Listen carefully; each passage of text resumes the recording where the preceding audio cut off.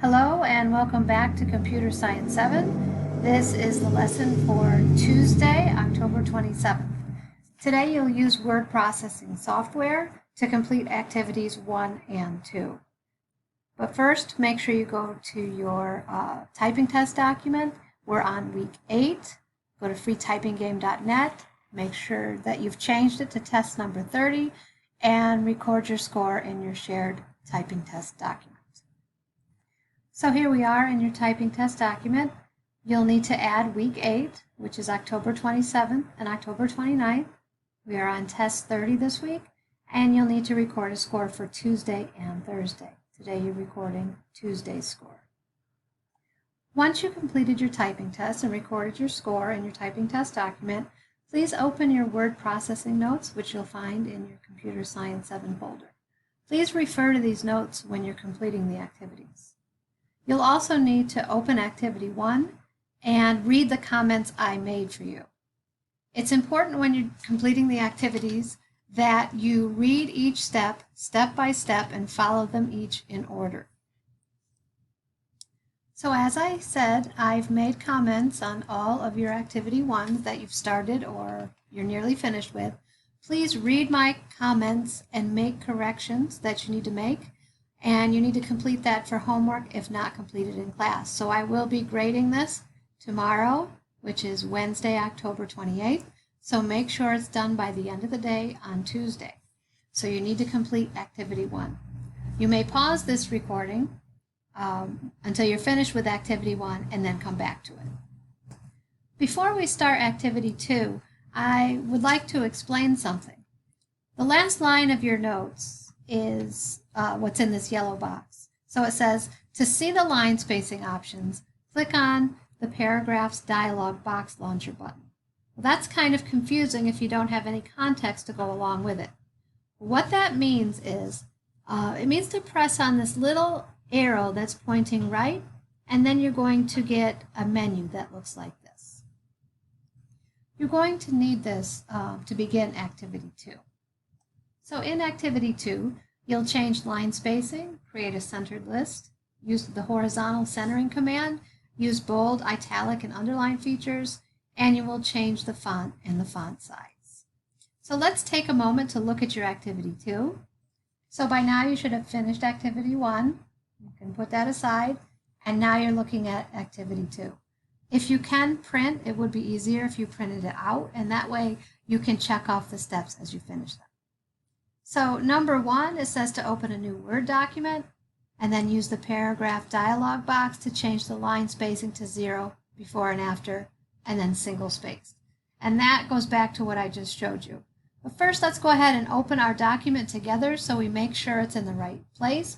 Remember, all of your work for Computer Science 7 needs to go in your Computer Science 7 folder so that I can look at it and evaluate it. So here we are in My Apps. You're going to go to OneDrive. And then you're going to go to your Computer Science 7 folder. I'm going to use a different folder for the purposes of demonstration.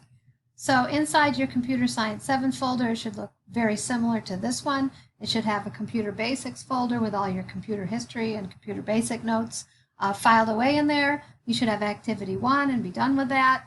You should have a typing test document, and you should have your word processing notes. But we need to make a new document for each activity. So we're going to start Activity 2 by first creating a new Word document.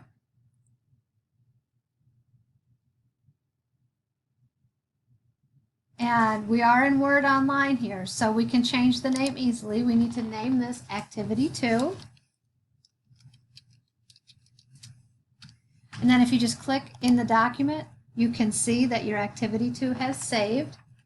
And now a really important step that you need to do when we're working in Word, we want to work in the desktop app because it gives us different options than Word Online. So after you've created it and you've named it Activity 2, please open it in the desktop app, and you might have to click Open Word. And then here you are, you're in Word. So the directions for step 1, open a new Word document. We've done that. And now we need to find the paragraph dialog box to change the line spacing to 0 before and after. And if you have this in front of you while we're doing it, it would make everything a lot easier. So I'm going to go back to my Word document. And here is that dialog launcher right here, the dialog box. It's that little arrow. So if I click on that, we get a paragraph menu. And the directions say change the line spacing to 0 before and after. And it's talking about this section right here. Before is already at 0, but after we need to change to 0.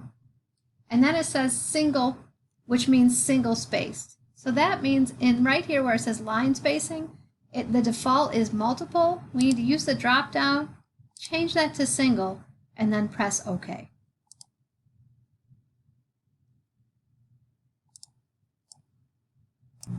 So now that we've completed step 1, you can go ahead and check that off if you were able to print that out and move on to step 2. Please follow all of the directions and follow each directions and go through each step carefully. Now you'll notice at step 4, after you've done steps 1, 2, and 3, step 4 says read through the directions before continuing. So before you do anything else, you should read 5, 6, and 7. So I'm just going to explain because it might be a little bit confusing. So what you're going to do is you're going to type, for example, the first thing you're going to type is the word exercises in all caps. And how are you going to type it? You're going to type it in size 24, bold, and all caps, and whatever font that it had you using before. Then you're going to leave a blank line. You're not going to write the word blank line. You're going to just leave a blank line. Then you're going to type the word Monday, size 20, and you're going to underline it. And you're going to leave a blank line, type the word chest, just like it is here, in size 16, italics, and bold. So on and so forth. So finish up activity 2, and then you are finished for the day. If you ever have any questions, you can always feel free to email me, and I'll get back to you just as soon as I can. I hope you have a wonderful day.